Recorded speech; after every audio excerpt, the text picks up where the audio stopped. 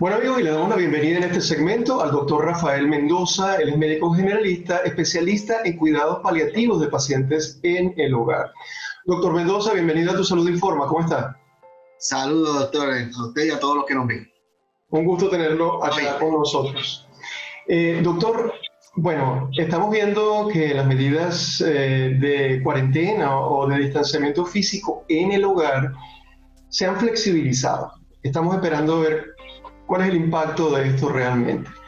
Pero eso implica que las personas que están en sus casas salen, o que estaban antes en sus casas, salen más, y al salir, pues bueno, regresan, tienen la posibilidad de estar en contacto en el ambiente externo.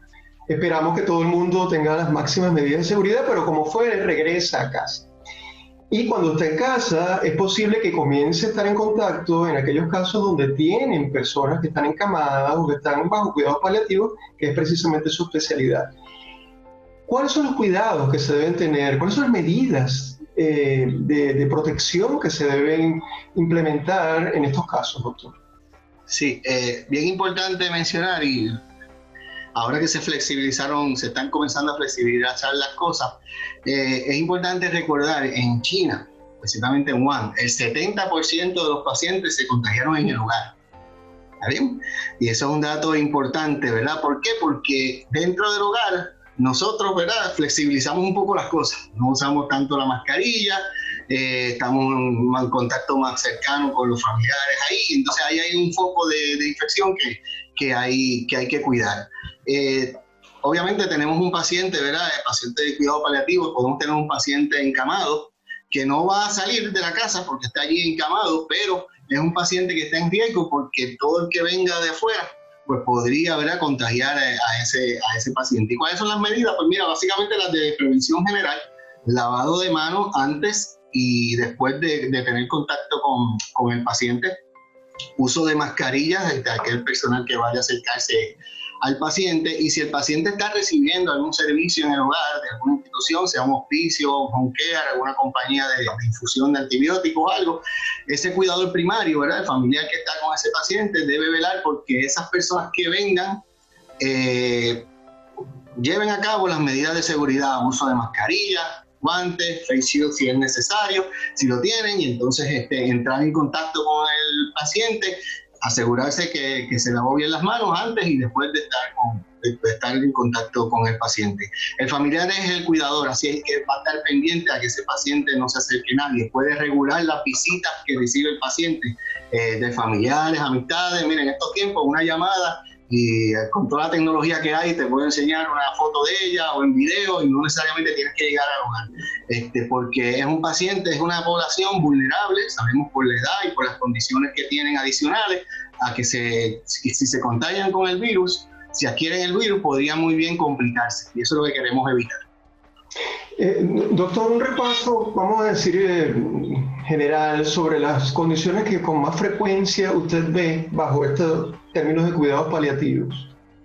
Sí, principalmente son pacientes de Alzheimer, en etapa avanzada del Alzheimer, ¿verdad?, encamados ya. Pacientes de cáncer, pacientes de cardíacos, con fallo cardíaco congestivo, enfermedad coronariana, pacientes con enfermedades del hígado, renales y VIH, pero principalmente Alzheimer, cardíaco,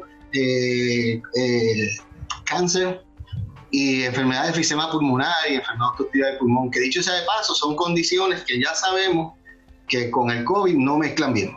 Pacientes cardíacos que adquieren el COVID se complican, pacientes de enfermedad pulmonar, y ya sabemos los últimos estudios, pacientes con cáncer que adquieren el virus tienen mayor posibilidad de complicarse del COVID.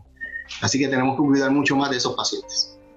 Eso aunado a la edad, que generalmente la población que usted está hablando, pues son también personas adultos mayores, más todas estas condiciones lo hacen mucho más vulnerable al COVID.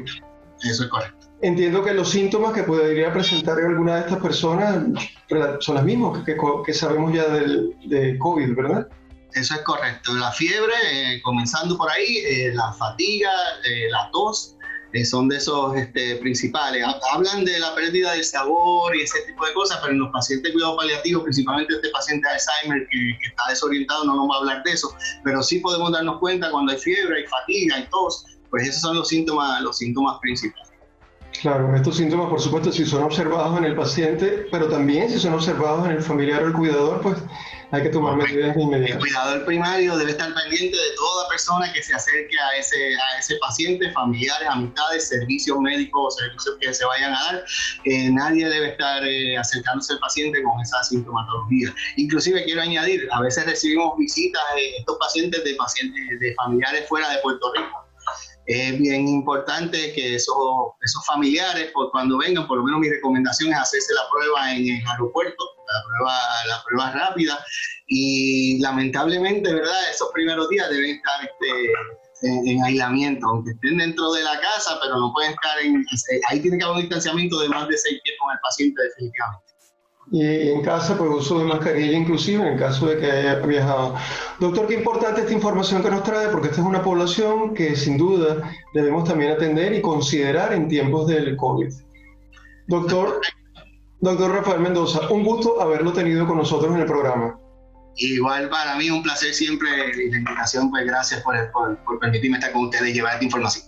Hasta una próxima ocasión, muchas gracias. Muchas gracias.